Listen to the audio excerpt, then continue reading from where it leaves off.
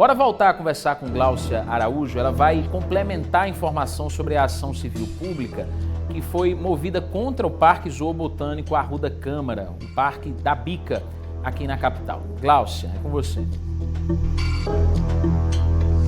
Isso, viu, Danilo? Eu fiquei devendo para vocês aí a resposta da Bica através do veterinário Tiago, que ele me disse como foi que eles receberam essa notificação aí da justiça. Vamos ver. É inoportuno, né? A gente está lutando a gente está ao luto, né? A minha equipe viu coisas que jamais imaginaria ver. Eu tenho uma leoa também que a gente está focando a atenção nela, a gente tem uma equipe extremamente fragilizada. E ter que lidar com essas coisas porque você vê que informações não batem, né? O processo, ele, por si só, ele se desfaz. Então, alegando que a gente está em risco de maltratar o animal por manter ele sedado.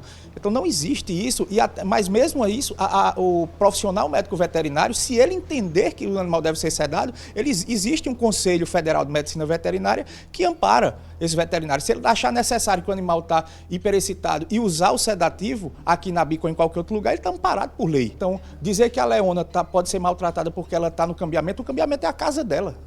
O cambiamento é o local onde a leona ia quando se sentir incomodada com excesso de barulho, de visitante, alguma coisa assim. A gente tem uma série de animais que estão em situação que de fato precisam desse olhar, precisam desse cuidado e carinho, então eu acredito que eles devem se ocupar muito bem, né? A gente tem os animais selvagens da Bica, eles estão muito bem cuidados por uma equipe técnica de biólogos, zootecnistas, ecólogos. Eu não conheço um animal em João Pessoa que tem esse acesso, que tem essa assessoria de uma gama tão grande de profissionais que estudaram para estar ali. Então tem animal na rua que precisa muito mais. Eu também perguntei ao Tiago Neri como é que estava a situação hoje da leona em relação à alimentação, porque como ela ficou muito estressada e ela ficou sem entender muito o que estava acontecendo ali, ele me disse que ela voltou a comer normalmente na segunda-feira, então ela já começa a dar sinais de melhora. Mas é como ele disse, é preciso ainda ter todo esse cuidado para quando colocar ela de volta no recinto, ela não sofra tanto com a situação e não fique na expectativa que outra pessoa pode chegar lá sem que ela conheça. Porque o animal, ele me explicou, não é igual a gente, seres humanos. Ela pode pensar que aquilo ali é uma situação que pode se repetir. Então, por isso é que tem de ter todo o cuidado em relação ao estresse e ela está sendo acompanhada por conta disso. E aí a gente continua falando nessa questão de saúde mental, porque o que aconteceu aqui foi exatamente por conta disso, porque o Gerson Machado, ele tinha diagnóstico de transtornos mentais, mas ele não era acompanhado. E a gente quis saber que serviços são oferecidos para essas pessoas? Como é que elas podem buscar um amparo para cuidar dessas doenças?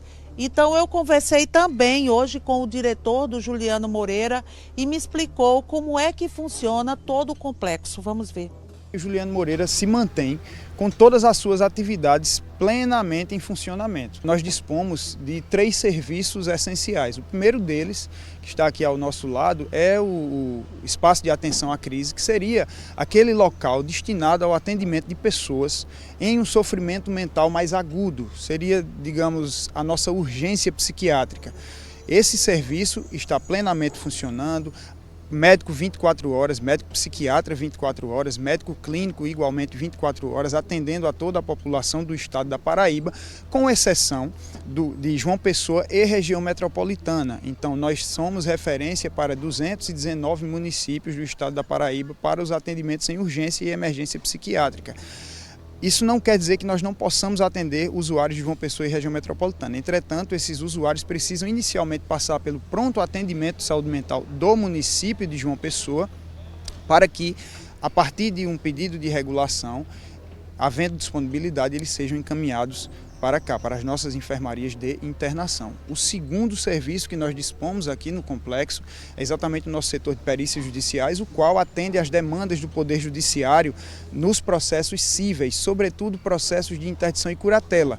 O nosso ambulatório hoje, para os atendimentos em psiquiatria, ele está todo através da regulação, ou seja, com o encaminhamento, os municípios fazem contato com a regulação do estado da Paraíba e a própria regulação faz a marcação para esses atendimentos no ambulatório de saúde mental do Juliano Moreira. Entretanto, nós dispomos de outros serviços que são de porta aberta para todos os usuários do estado. Serviços esses que são os atendimentos em serviço social, enfermagem, as consultas com o psicólogo e as práticas integrativas e complementares.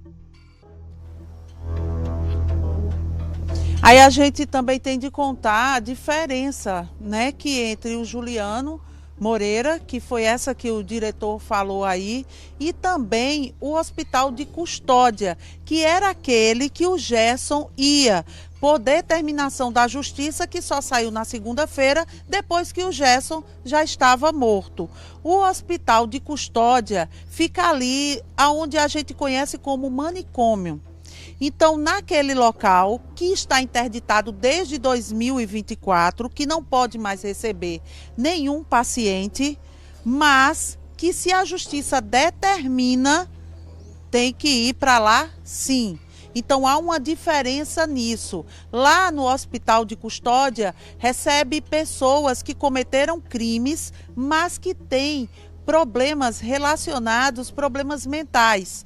Então, por esse motivo, não podem ficar nos presídios com as outras pessoas, porque não tem o discernimento do que é o perigo e de nada. Então, precisam ficar recolhidos no Hospital de Custódia, que volto a bater na informação, que está aí interditado desde 2024.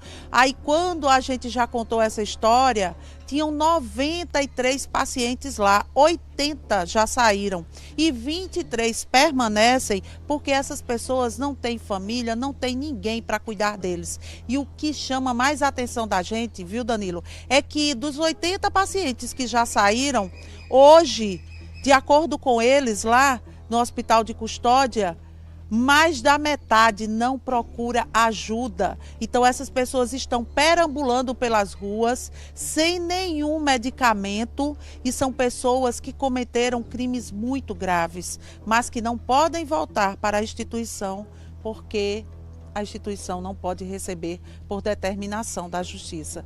Então a gente vê que é um problema muito sério que precisa ser discutido de verdade muitas vezes, e a gente também, com essa história do Gerson tão triste, a gente também precisa lembrar que a gente precisa ter empatia com o outro, a gente precisa ter um olhar diferente para o outro, se colocar no lugar do outro, porque a gente vive julgando o outro, e quando a gente julga, acontece o que aconteceu. Então a gente precisa pensar sim, e agora mais do que nunca, discutir a situação dessas pessoas e entender que elas precisam de atendimento porque têm direito a isso. Eu volto com você. Obrigado, viu, Gláucia? Como você disse, uma discussão ampla. Sociedade civil, profissionais de saúde, especialistas na área da saúde mental, políticos, repensar leis e medidas que foram tomadas. Quando a gente fala dos antigos manicômios, a gente fala de locais que causaram muita dor e sofrimento para pessoas inocentes. Nenhum cidadão ele merece passar a vida inteira preso dentro de uma instituição como essa, sem ter o direito de sair, de conhecer o mundo, de receber esse tratamento do lado de fora. Mas simplesmente fechar, e assim como o Gláucia trouxe um dado, mais da metade daqueles custodiados que estavam nesse hospital penitenciário, não procuram atendimento, não passam por atendimento, não recebem suporte do poder público, estão nas ruas, ao léu, e muitas vezes por conta da condição mental cometem crimes violentíssimos, do qual não são culpados, não podem ser culpados. Então essa discussão tem que voltar à tona. Essa tragédia que aconteceu com o garoto Gerson, ela reacende a necessidade de discutir a saúde mental, de discutir medidas para dar suporte e apoio para as pessoas que são acometidas pelos diversos problemas psiquiátricos que existem por aí.